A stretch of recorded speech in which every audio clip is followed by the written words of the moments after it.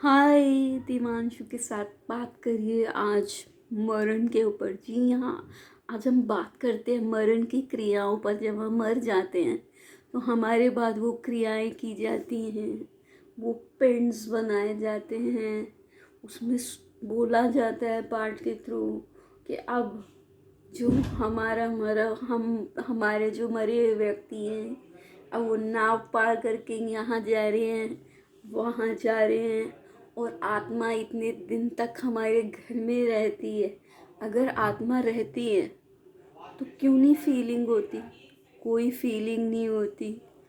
और जो गरुड़ पुराण में बताया जाता है कि बैतरणी नदी से जा रहे हैं, या ये मरने, जहाँ तक मुझे समझ में आता है, ये सब कभी भी मरने के बाद नहीं होता, ये हमारे जीते जी होता है। क्योंकि आप देखिए, किसी की डेथ, सबकी डेथ सेम नहीं होती, ठीक है। किसी की डेथ जलने से होती है, किसी की एक्सीडेंट से होती है, किसी की बैठे बैठे ही हो जाती है, किसी को छुरा लगता है, बहुत किसी का गला घोटा जाता है, कोई फांसी लेता है। तो वो जो गरुड़ पुराण में बताया ना कि हमें वो एक्चुअल में मेरे हिसाब से तो जो हम जीते और जैसे जीते और मरते हैं ना, वही हमारी बैतरणी नदी है। उसमें जो हमें रिजल्ट्स मिलते हैं, वही सज़ा ही हमारी कर्मों की सज़ा है। क्योंकि और वो कर्म भी हम खुद ही करते हैं, तभी हमें उसके अकॉर्डिंग ही रिजल्ट्स मिलते हैं ना। और मरने के बाद कुछ नहीं होता, जो होता है हमारे इस जन्म में होता है।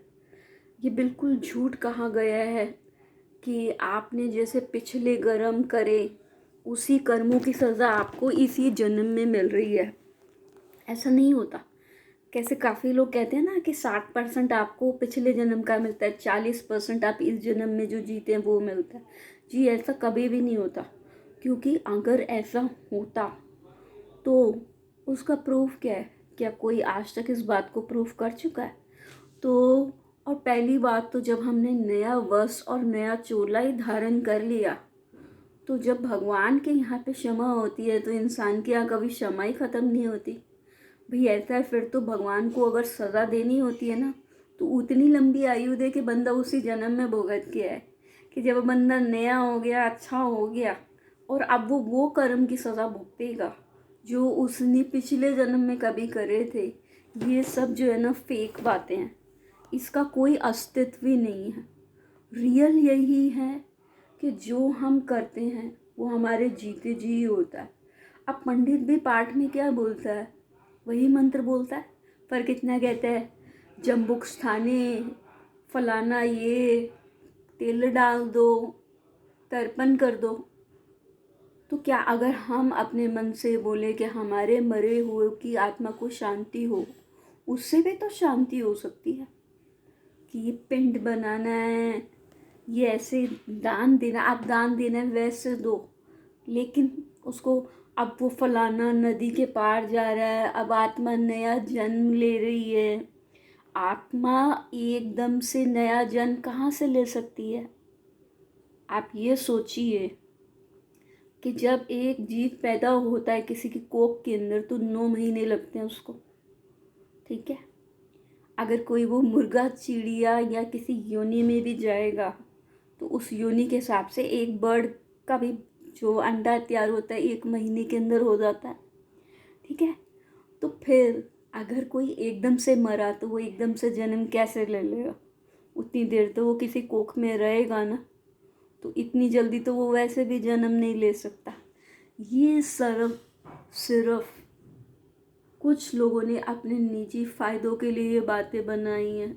क्योंकि इसी पाठ में कहा गया है गरुड़ में कि अगर हमारा कोई नहीं है और हमारे लिए कोई पड़ोसी या कोई भी जो हमें जानता भी नहीं है हमारी आत्मा के लिए शांति मांगे, तो मुक्ति हमें मिल जाती है।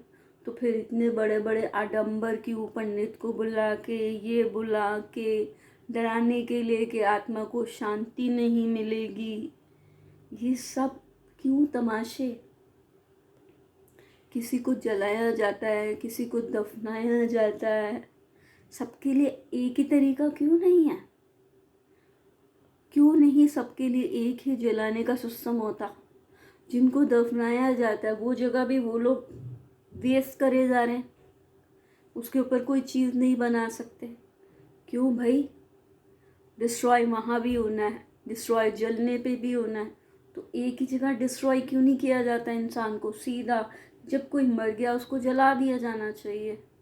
क्यों कुछ को दफनाया जाता है, जैसे कि ईसाइयों में या मुस्लिम्स में? मेरे हिसाब से ये थोड़ा सा चेंज होना चाहिए, क्योंकि इंसान के रहने की जगह तो है नहीं, और उन पे हम पाँव भी नहीं रख सकते, कुछ कर भी नहीं सकते। ये तो गलत बात है ना। तो बात हिंदू धर्म की नहीं है, बात सही तरीके से जीवन जीने की है। पूरी दुनिया में ही, इंडिया में नहीं, फॉरेन में भी ऐसे होना चाहिए कि कब्रों की बजाय सीधा जलाने का सिस्टम होना चाहिए। और हमारे हिंदुओं में जैसे होता है, खास करके पंडितों में, ये पिंडदान और ये सब झूठे वहमों से उबारना चाहिए। ओम विष्णुवे नमः, ओम श्री गणपति नमः, हम ये पाठ करें, ओम नमः शिवाय माला जपे, तो भगवान उपस्थित होते हैं, भगवान हमारी पूजा सुनते हैं। अब अगर हम हिंदी में बोलें, जय गणेश भगवान जी की, जय शिव जी की, तो क्या शिव जी नहीं सुनेंगे? तो फिर क्या हमें ज़रूरत है किसी के पंडित के पाठ की? एस्ट्रोलॉजी में क्या विश्वास करने की ज़रूरत है? नहीं। आज से ही इस मरण और इस जन्म को खुशी के साथ स्वीकारिए। ये नहीं कहती कि कोई मरे तो आप बहुत खुश होंगे, ऑब्वियसली जिसका मरता है उसको पता वो रोता है, लेकिन ये एक नेचुरल प्रोसेस और एक ही दिन होना है। जैसे जानवरों के साथ, जैसे पौधों के साथ होता है, वैसे ही हमारे साथ होता है। और कोई एक ईश्वरीय ताकत है तो वो यही है, नेचर है। सूरज चांद सितारे, रियल में तो भगवान किसी ने भी नहीं देखा।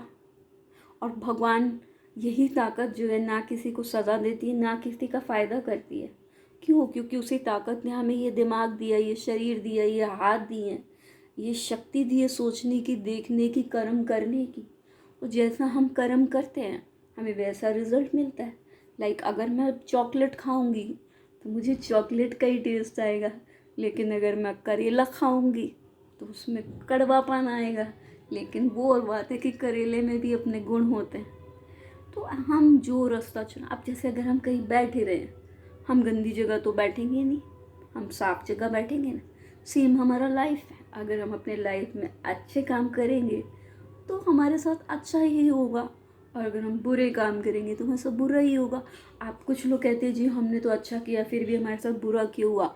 उसका वजह ही यही है कि आपने जो अच्छा किया वो तो आपका और ऐड ऑन हो रहा है कि आप अच्छे बन रहे हैं, लेकिन किसी ने आपके साथ बुरा किया, वो तो आपके बिहेवियर जैसा नहीं है ना, वो तो बुरे ही कर्म करता जा रहा है।